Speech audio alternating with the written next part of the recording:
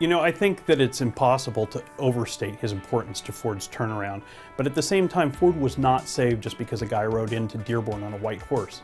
But if he hadn't, I'm not sure Ford would be here today, because it really took someone with his charisma, with his ability to kind of relentlessly execute a simple and clear plan to cut through this caustic culture that had mired Ford for so many years.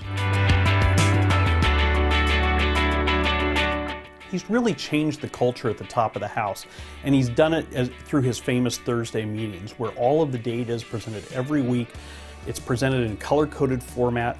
Red means there's a problem, yellow means something might be a problem, and green means everything's on plan. There's no debate about it. It's all out in the open. Before Mulally came, there were different sets of data for different audiences. People were worried more about advancing their own careers and their own divisions than they were about the success of the company as a whole.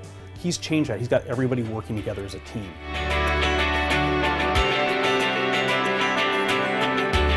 Well, you know, that's one of the interesting things I learned when I was working on the book, is that the financing plan was actually well underway before Mulally was even interviewed.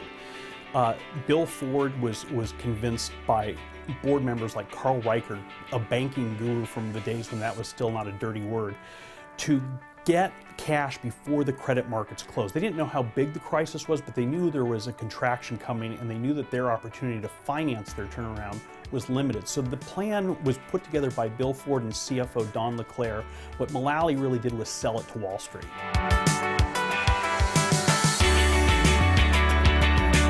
I think Ford still has some challenges with its technologies like Sync and My Ford Touch, which have gotten some negative press. And you know, they're attracting younger buyers to the brand, but they're also causing some problems for some older motorists. But I think the biggest test of Mullally's turnaround will be the transition of power.